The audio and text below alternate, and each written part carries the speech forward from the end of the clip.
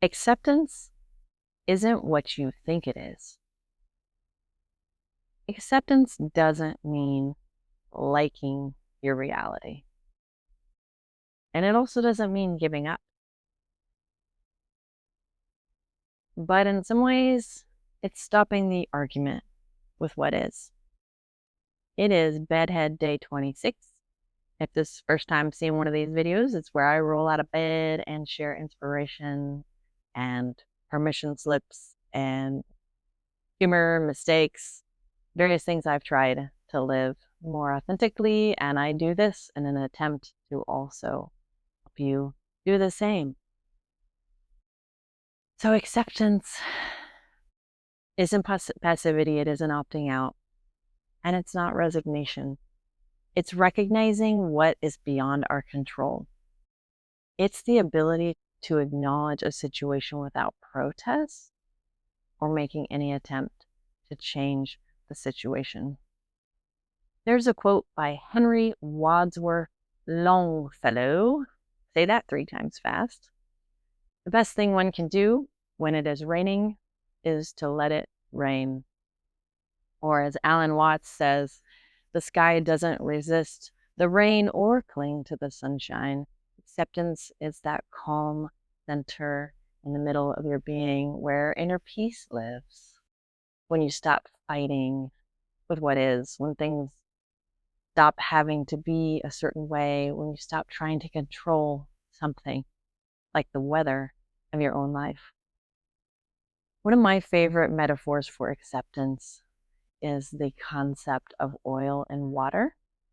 And I don't know if you have done much baking, but I remember learning in high school that there's a term called emulsify, where you blend the oil and water as best as you can before you add it to your dry ingredients so that you don't end up with, I guess, the oil and the water being separated when you're trying to make a cake, for instance.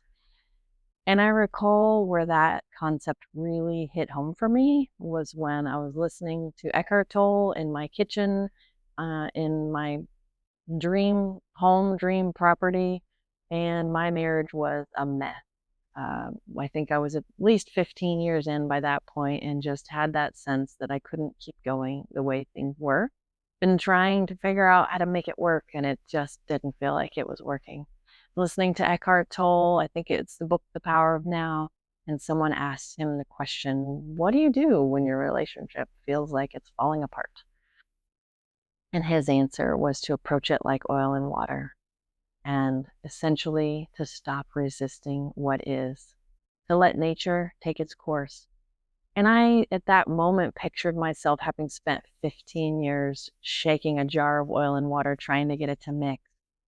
And I decided in that moment to stop resisting what is and to just allow whatever was going to happen to happen.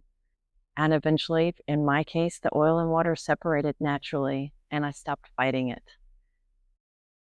And that's not to say that's necessarily the right step for you, but it was absolutely the right step for me. And I think just here today in this moment, whatever you're doing, I made the comment that sometimes people listen to things like YouTube while they're on the bathroom. And then a friend of mine messaged me and told me that she was listening to my video while she was in the bathroom. So whatever you're doing now in this moment, driving your car, cooking, supposed to be working, I hope that this message is resonating in the way of what is it that you are resisting in life right now?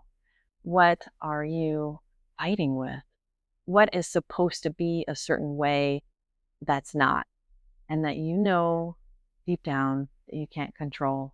I know for me, this morning on Bedhead Day 26, I am so committed to making a video every day because that is what I do. I show up for the things for myself when I say I'm going to do a thing. But man, I am like 4th migraine day for me, and I start to slur my words. I get brain fog. This is probably like my 5th video recording this morning because I just would stop being able to word, couldn't think of this or that.